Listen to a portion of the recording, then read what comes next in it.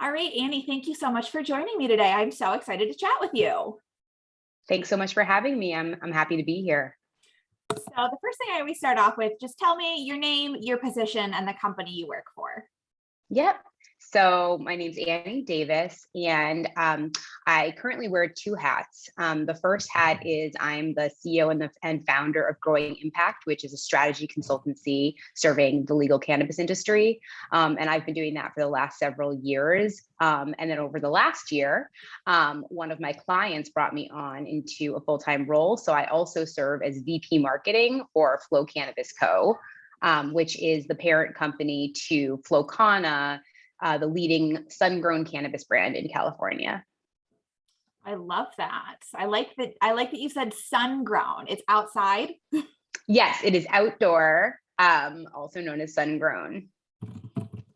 Love that. We don't hear a ton about outdoor grown cannabis yet. So much of what we are focused on is still that greenhouse indoor grown. How did they decide to focus on that? Yeah. So, I mean, for the last several decades, basically, since the 1960s, a group of young people in their 20s and 30s called the Back to the Landers, kind of in response to the Vietnam War and kind of with an attitude of a little bit of like kind of anti-establishment energy, moved to what is now was considered the Emerald Triangle of California, which are three counties in Northern California.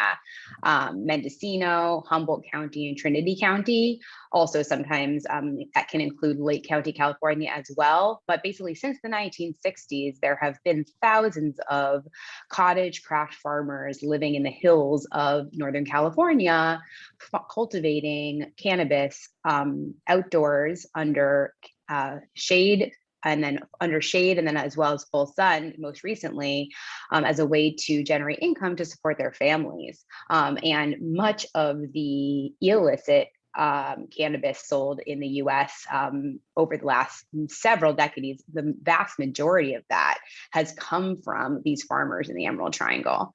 And Flow Cannabis Co., the company for whom I'm the VP of Marketing, and our flagship brand, Flow Canna, our mission and our vision is to help to create a pathway for these farmers who have been participating in the cannabis economy prior to legalization to participate in the newly legal cannabis economy.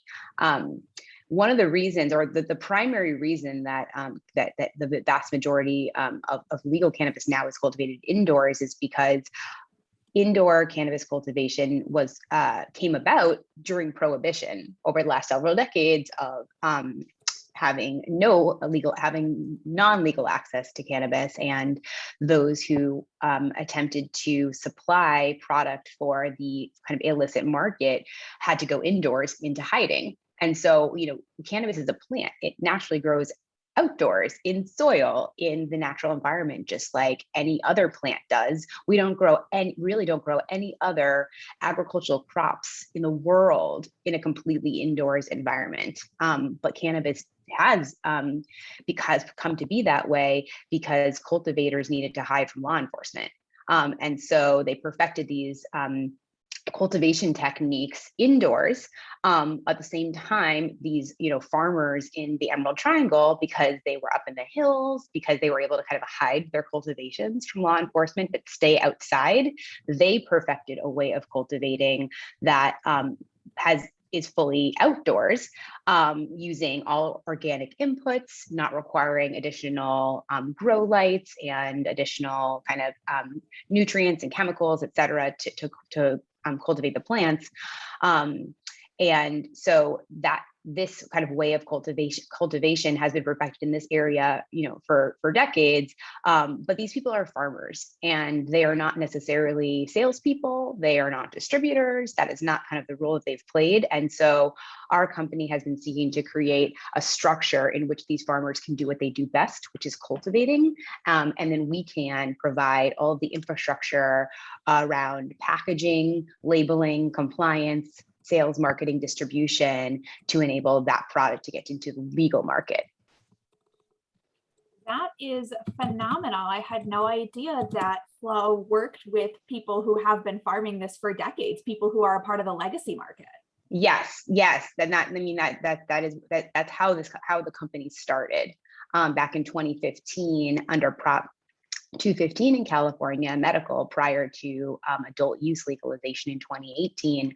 Our founders came up to visit the Emerald Triangle.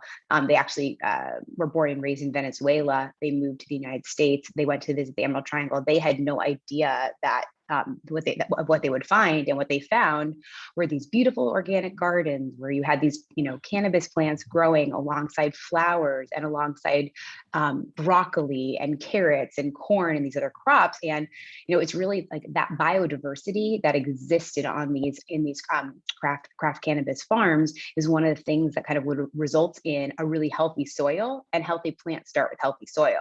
And if you have healthy soil and you have water and you have sun, then you really shouldn't need much of anything else to go into your cultivation to produce a robust, healthy plant. So it has been Flow Cannabis Co's vision from the start to be a company that really uplifts these legacy farming communities and really helps them to navigate a really complex and expensive licensing framework and regulatory framework and distribution framework, because prior to Prop 64 passing in California, these farmers, they sold to a distributor and they never saw their product again. What we are trying to do is really create a brand around the Emerald Triangle, a brand around these legacy farmers. And my background is marketing. So, brands are all about creating value. You think about, you go into a grocery store and what causes you to pay, $1 or $2 more for, a box of Kellogg's cornflakes versus the private label store brand cornflakes. It's all about the brand that company has built, and this promise that they've built through their marketing initiatives, that you believe as a consumer that these Kellogg's cornflakes are going to be better than the store brand cornflakes. And so our whole mission with our Flowcana brand and with Flow Cannabis Co is to educate consumers that this craft quality of flower that's grown naturally in the soil in this region of California will result in a superior product for them. And for me, that's what brought me to the company. I live in Northern California. I'm a resident of Sonoma County, so I'm not quite in the Emerald Triangle, but I'm in a county that is adjacent. I'm just south of Mendocino. So if I drive north, it's the next county that I hit. And I've lived in this area for the last 15 years. I'm a mom raising 2 young children in this area, and I care about the health of our local economy and our regional economy. And for many of these farmers, this is their livelihood. This is all they've ever done. It's all their parents ever did and their grandparents ever did. And as we shift to a legal economy, there's the potential for these farmers to just kind of be squeezed out of the market and pushed out of the market. And I felt a responsibility as a resident of this area to contribute my skills to help hopefully create space for them in this new legal cannabis economy. Yeah, that's awesome. I think it makes a lot of sense as a resident of the area to make sure that the money from the legal economy, which is not a small amount of money, is going back to your neighbors, to your friends, to your community. Yeah. Yeah. The other thing too that drew me to this is that I've kind of built my career around driving social and environmental impact and working for brands and businesses and companies that in some way, shape, or form were seeking to run a business, with less impact on the environment, or with a progressive viewpoint towards social and economic issues. And when you look at the carbon footprint of indoor cannabis cultivation versus this sun-grown outdoor cannabis cultivation, it's night and day. I mean, you literally are using the power of the sun for one, and you're using the power of lighting that is fueled by often coal and other kind of carbon intensive energy sources.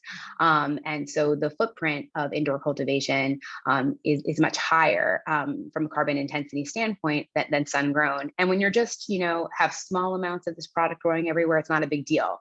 But you think about like the growing the growing legal economy, more and more states legalizing.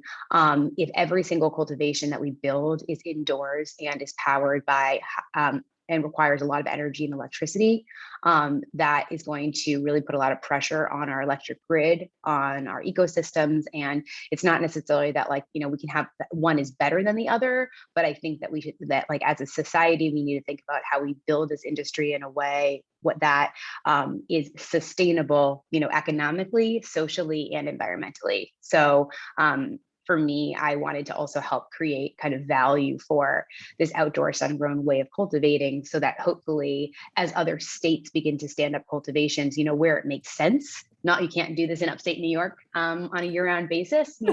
I grew up in Massachusetts, not per se there, but you think about, what could you do in Arizona? What could you do in New Mexico, in Texas? There's so many regions where you could cultivate outdoors. And it's important that we consider that as we build our infrastructure. Yeah, absolutely. There's a lot of talk in upstate New York right now about how we can grow outdoors and what does our growing season look like for that? How can we take advantage of this living soil, the power of the sun, this regenerative garden where all of these plants work together, so that we're not just another drain on the power grid? That makes a lot of sense. So you touched on your marketing background, but what brought you to starting your cannabis consultancy business? Yeah. My background has been kind of a combination of marketing, business development role, and strategic partnerships roles, with some kind of social impact and corporate social responsibility mixed in, across traditional consumer packaged goods. Started my career at the Clorox company, and I worked primarily in kind of sustainable business after that. So in renewable energy, in the solar industry, biofuels, and sustainable packaging. I had been attracted to this industry and interested in this industry for many years, but really hesitated to get involved with my career due to reputational concerns. Before a few years ago, I wasn't sure kind of how it would be viewed by future employers in other industries, and I was hesitant to kind of put all my eggs in this basket. But I've been learning about the industry for a while, and also personally been a consumer for many years as well. And in 2018, I was on maternity leave with my daughter, who is now 3.5 years old. So I had a little bit of, I guess, mental space because I wasn't working one of my, marketing executive jobs at the time. And it was just the same time that obviously Prop 64 had passed in California. So adult use was legal. And I was seeking to find ways to do meaningful, intellectually stimulating work that would also be flexible, and would give me an opportunity to spend time with my newborn daughter and my, at the time, 3-year-old son. And so I have this hypothesis that the emerging legal cannabis industry may be kind of more open to flexible work structures than traditional industries, because it was just starting, and there was not necessarily the same talent pool for this industry that there were in traditional industries.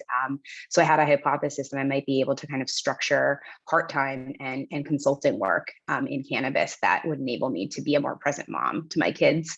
So that's kind of that's part of my journey. So in 2018, towards the end of the year, instead of going back to my job in sustainable packaging, I quit my job and I founded Growing Impact, which is my strategy consulting practice. And over the last several years have kind of just gotten kind of more deeply involved in the industry over time. And my kids have gotten older. And so now that they're both in school, my son's in first grade, was in kindergarten last year, my daughter's in preschool now. I've had time and the space in my life to kind of work full time in this industry. So for me, it's been kind of a journey, I would say, over the last 3 or 4 years of personally becoming comfortable with my entire professional professional career being in this industry, as well as just getting, just more and more engaged to feel like this is where I want to be and where I need to be and where I feel like I can really make the greatest impact with my career. Yeah, absolutely. I think we see a lot of alignment of those values that we've touched on towards sustainability, towards flexible working hours, towards making a positive impact on your local communities, really emphasized in the cannabis industry as it grows. Yeah. And, the pandemic it has been, interesting for so many reasons in terms of like the nature of work and the structure of work. But I had been working remotely for several years prior to the pandemic. Actually, in my last job before cannabis, I worked remotely. But I kind of had to trade off some, for instance, I kind of like gave up promotions in favor of being able to have more flexibility and spend more time with my kids. And now that everyone is working remotely, or most people have been working remotely, and everyone over the last year and a half or 2 years has had to juggle childcare and parental care and all those things as well. To some extent, it has leveled the playing field for me, where I, optically and optics wise, I can be in the office the same hours of the day that any other executive is or can be, because office hours are all the time, and it's always been that way for me. I never, ever since having children, I've never worked like a traditional 9 to 5, because you have to, little kids, my kids eat dinner at 5. I pick them up at 4. But I'm able to work, in the evenings, and everybody else is online in the evening. So it's just kind of created more flexibility. I know it's been really challenging for a lot of parents. I know people have had to quit their jobs because they have not been able to kind of juggle childcare and also their jobs at the same time. And I've been really, really fortunate that my children have both been in full-time care and full-time school throughout the pandemic. So that gave me the time and the space to take on more responsibility, hence being now able to be full-time VP of marketing at Flow Cannabis Co. And also have this kind of consulting business on the side. Yeah, absolutely. What kind of started as a way for you as a working mom to get flexibility turned out to be the next big thing in work. Exactly. That's exactly. And now I feel like I feel responsibility and kind of an onus on to set a great example for my daughter and for other young girls and women, that you can have a successful, professional career and also balance the kind of, being the kind of mother or the kind of parent that you want to be, or hopefully you can. So I hope to be an example of that. Yeah, I think following that train of thought, we've seen, over the past couple of years, a big push of women in cannabis, but recently we've seen that kind of dialing back. I know there was a report that was released recently that said women are actually losing ground in cannabis at a pretty alarming rate. So as a working mom, as a woman who's been in the cannabis industry for a while, how do you see that going? Yeah, I read that report too, to my kind of dismay, or I think it was something from MJ Biz just a couple days ago that came out, probably what you're referencing. So, I mean, I've definitely kind of seen some of those trends myself. I really don't honestly know what is driving that. Unfortunately, some really, really talented women that I know who are senior leaders in the industry have either left their roles or kind of been kind of released from their roles over the last couple of months, which is really unfortunate to see. And I don't know if those things per se are, I hope that they're not related in any way, shape, or form to gender. I think that there is still some degree of kind of this like old boys network that exists in business and exists certainly, kind of in investor circles. And when you think about kind of who is hiring, who's driving the hiring of like senior executives in this industry, oftentimes it's the board, it's being driven by a board, it's being driven by investors. And then you look at who those people are, and then who are the networks of people that they know. And so I think it will require some kind of real proactive, recruiting techniques, like using executive search firms that prioritize diversity, or using techniques where they're looking at, applicants or resumes that are scrubbed for any identifiers of gender or anything else like that, to begin to, bring in more diverse talent. And I think also, really structuring roles that roles in a way that account for all the demands that both women and men have on their time. For instance, like the executive leadership team at my company at Flow Cannabis Co has meetings at 5:30 p.m. every day to sync up, and 5:30 p.m. is when my kids eat dinner. So there are just like some aspects of flexibility that may require like meeting times to be adjusted, or scheduling to be different, or structure of meetings to be different, so that you could accommodate diverse leadership at the top. Yeah, you bring up a really good point there that, it's easy enough to say, hey, let's have a meeting at 9 a.m. every single day. But if you're getting the kids ready and dropping them off at school and then running back home, 9 a.m. is not necessarily going to be a good time for you. Yeah. So I think it's having an awareness of like structuring roles and structuring organizations so that you create a culture that is as inclusive as possible. What was heartening was I did yesterday have a great conversation with my CEO about those 5:30 p.m. meetings, and a lot of support from him of, if you can't make it, we still want you there. So we still want you to be part of the dialogue. So I do think that I think and know that there are progressive leaders at the helm of many organizations that are thinking about this, but I tend to just voice whenever I can, because I think people need to be reminded. Yeah, absolutely. For a lot of people at the top, it's just not something that's in the forefront of their mind, particularly if they are a man, because childcare, making dinner, doing the grocery shopping, cleaning the house, not at the forefront of their mind, unfortunately. Yep. Exactly.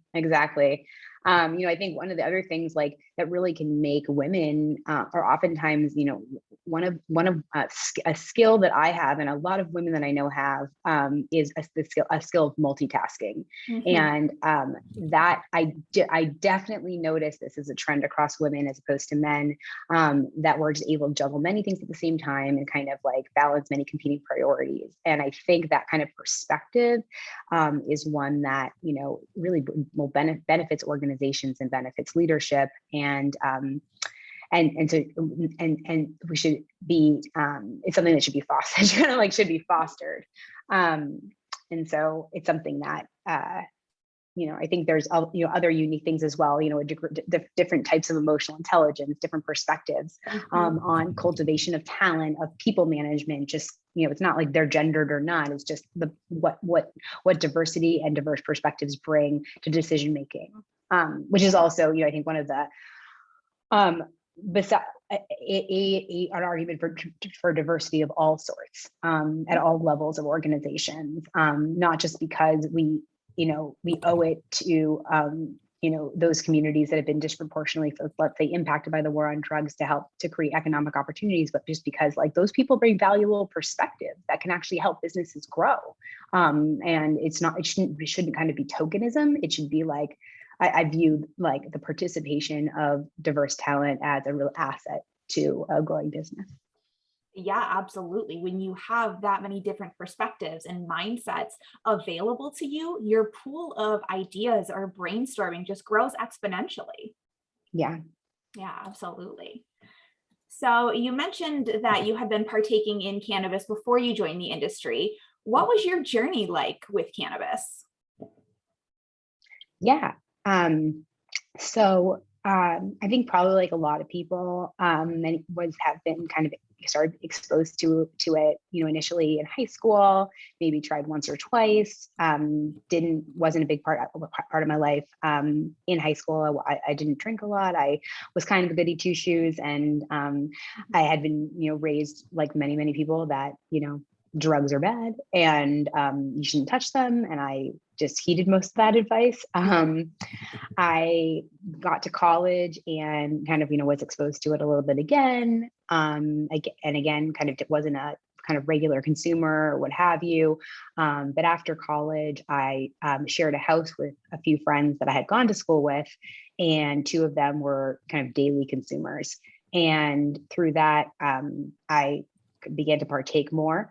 And I had been struggling with insomnia since I was about 12 years old, had really challenges, a lot of really severe challenges with sleep, I think related to anxiety, but I had been on had kind of prescription sleep aids from the age of 15. And I found that when around age 22, 23, as a result, I didn't kind of make this connection at the time, but I was able to stop using those prescription sleeping aids, and later made the connection that I thought it was the times when I was able to not use them were the evenings that I had consumed cannabis. And as opposed to using any kind of prescription, sleep aids, the next day, I was not groggy. I was completely myself. I could function well. And so I kind of just replaced the prescription drugs with cannabis. And for, many years, I wasn't like a social consumer. I simply consumed like late in the evening before bed, and it was something that helped me sleep, but also always something that, was hidden. I was nervous that anybody would find, that like my parents would find out, that anyone else, in my work world would find out. It definitely felt like I was doing something wrong, but it was also something that was really helpful to me.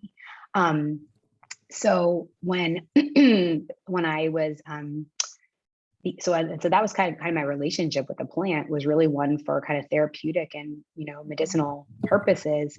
But when I was when I conceived and was pregnant with my son, who's now 6, I stopped using cannabis for all of my pregnancy. I was not comfortable with there was very little research out there to give me confidence that it was safe to consume while pregnant. So I didn't. For many other reasons, also related to pregnancy, then therefore had high anxiety again during pregnancy. I didn't sleep well. And then when I was postpartum with my son, I had the insomnia kind of reared its head again. And I had not had trouble sleeping in, 15 years. And all of a sudden I did again.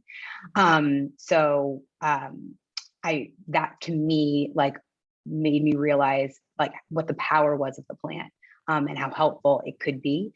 And I resumed after he was born, I resumed consumption. And, I, having had almost a year of not consuming and then starting to consume again, I could really feel and be aware of how effective this plant was as a therapeutic for my sleep and my mental health. So I grew really passionate around that time about the role that cannabis could play for new moms, who are probably a group for which cannabis is the most stigmatized, or one of the groups for which cannabis is most stigmatized. And we began to just kind of grow passionate about growing awareness of the benefits of this plant, not just for social since consumption, but really as a wellness benefit. So that's kind of part of my personal journey. And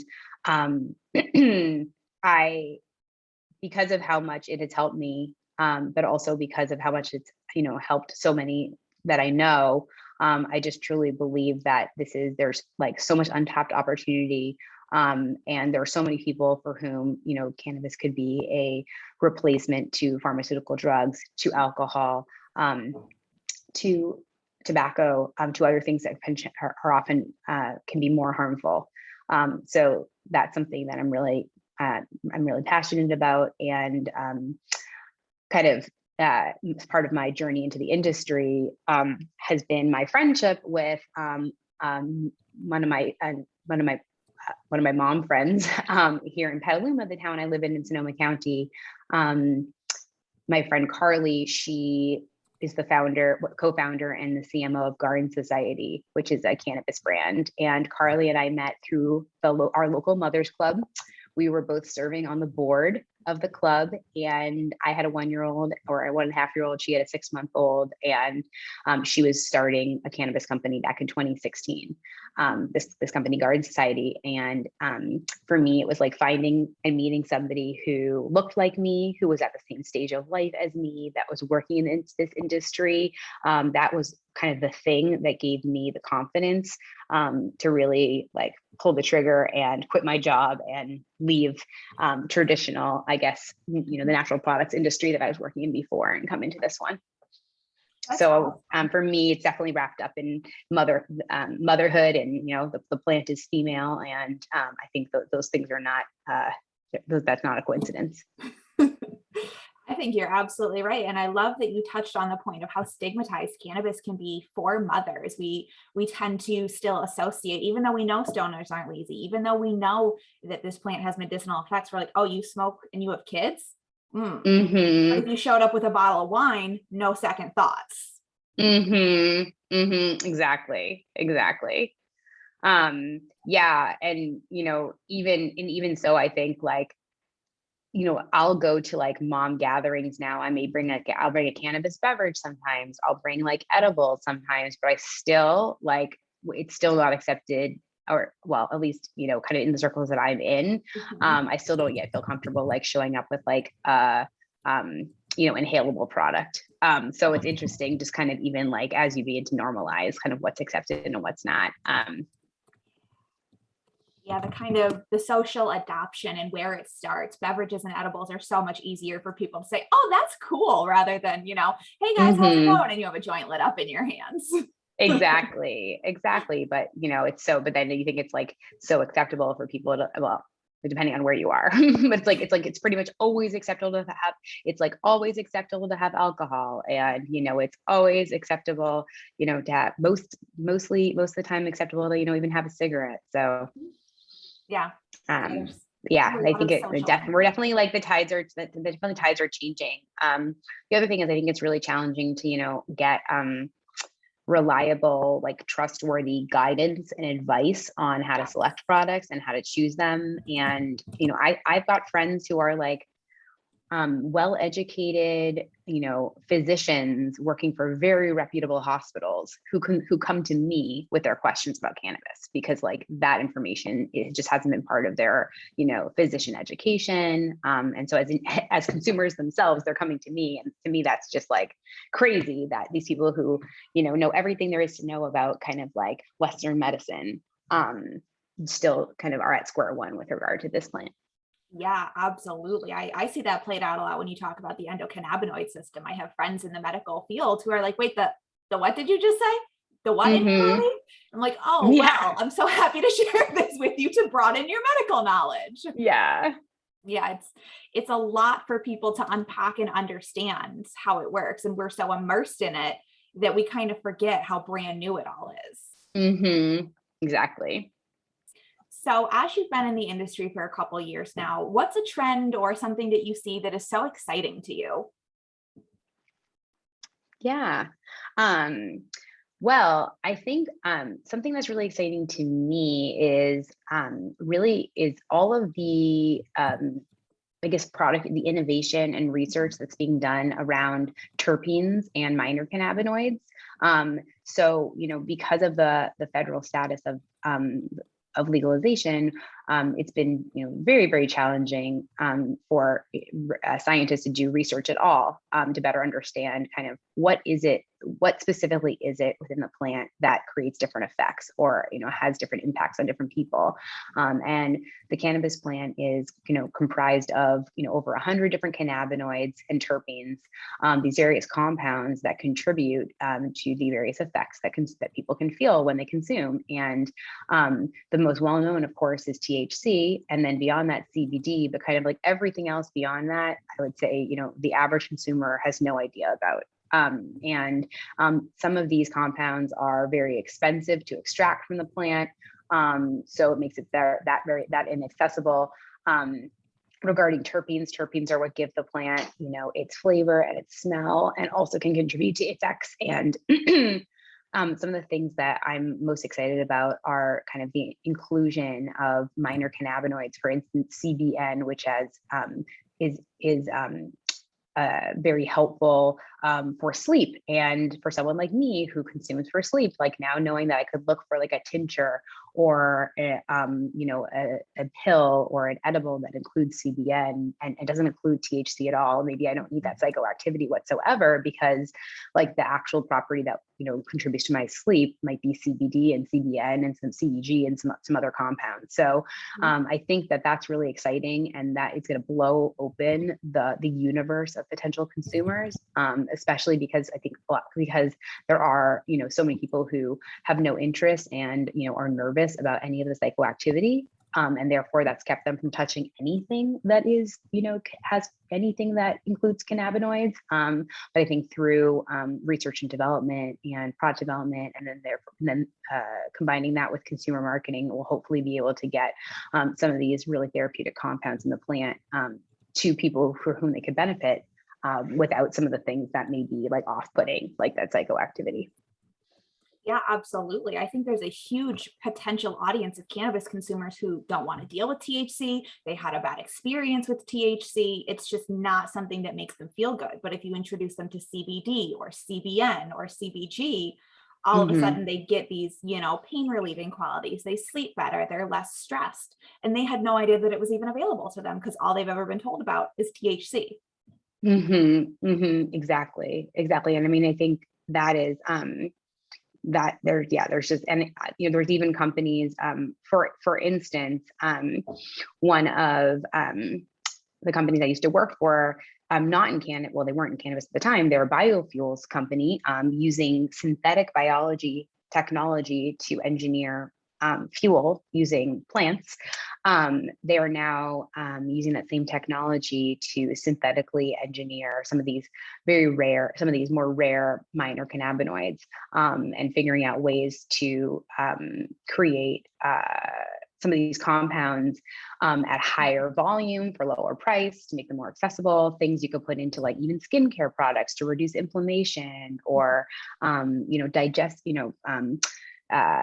Obviously, many different cannabinoids are very, very effective as anti-inflammatory agents, and so it can be helpful with like irritable bowel syndrome or other types of gastrointestinal diseases. And I've got a brother who suffers from Crohn's disease and colitis, and he doesn't consume, but I think that very well, like some of these minor cannabinoids could be extremely helpful to him if he was able to consume them in a form that did not include any kind of psychoactivity. Absolutely. Yeah. It's just going to give people so many more medicinal options that don't involve pharmaceuticals. And that's a beautiful thing. Exactly. So on the opposite end of the spectrum, as you watch the industry progress, what are you seeing that you don't agree with that you think needs to end or change as soon as possible? Yeah. Well, I don't see where to start on that question. A couple of things. So I don't think it needs to end, but like, as I mentioned earlier, this kind of bias towards or propensity towards indoor cultivation versus outdoor, and kind of the default being these energy intensive indoor grows as opposed to greenhouse or fully sun grown. I think that that's going to be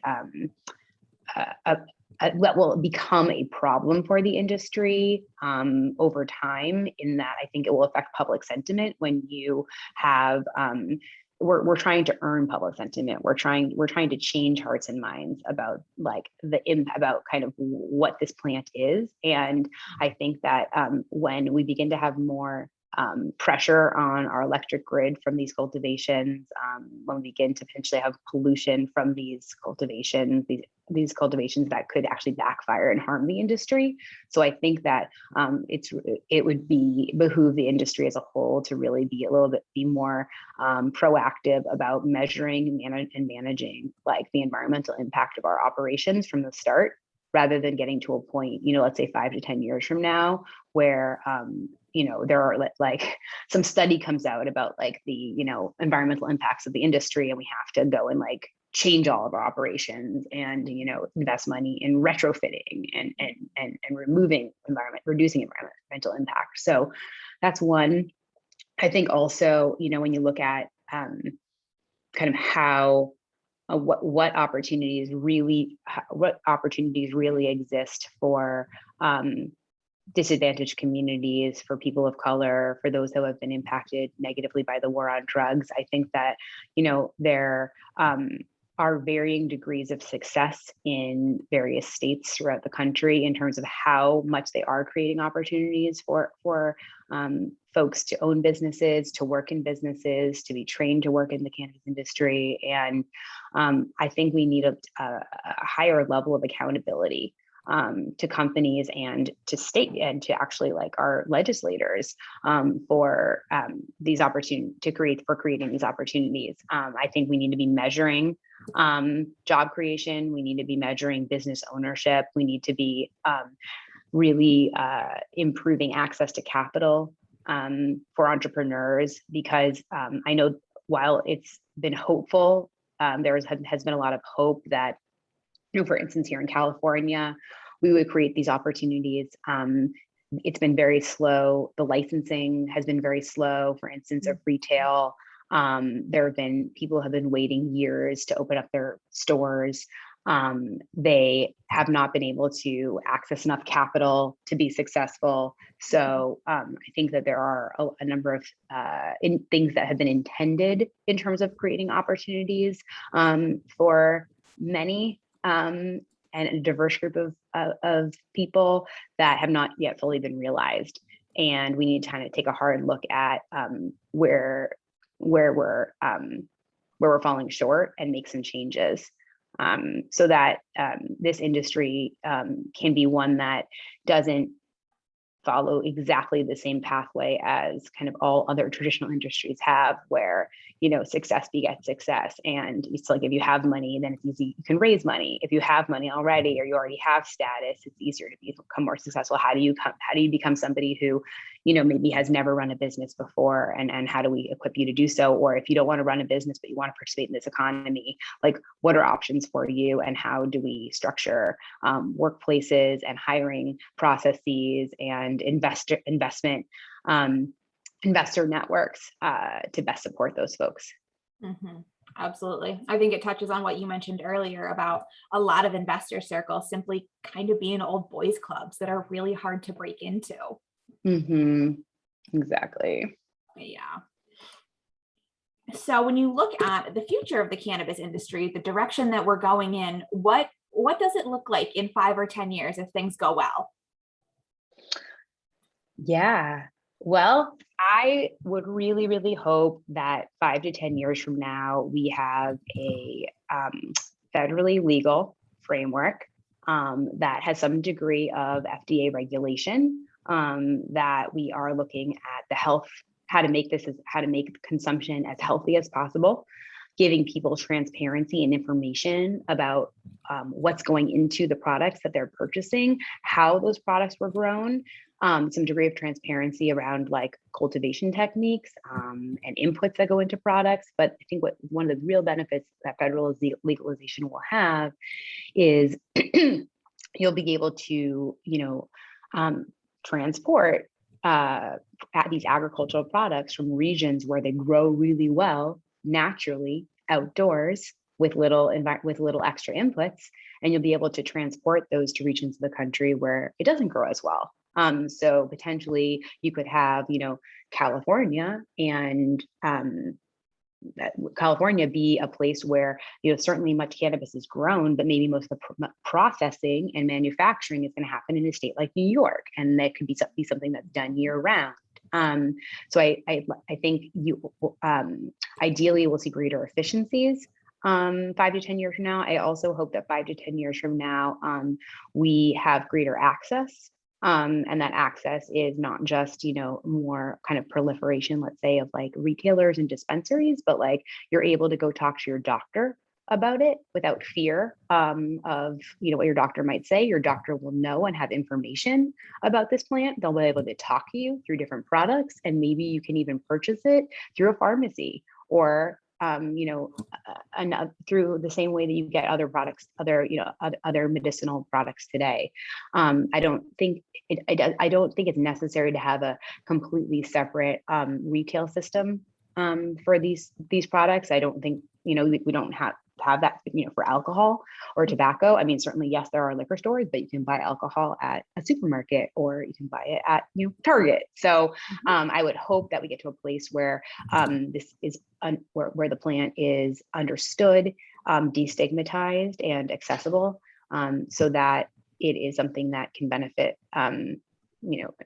people regardless of kind of what their means are and where they live, and what the regulatory framework is in that state.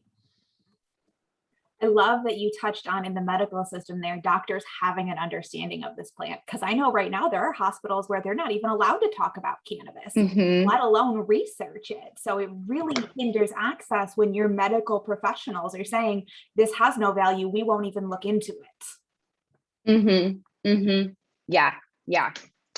I mean, I think that even generally, like for when there are physicians who, who know a little bit, I don't think they, to your point, like are even per se like licensed through their licensing, or even allowed to talk about it with patients.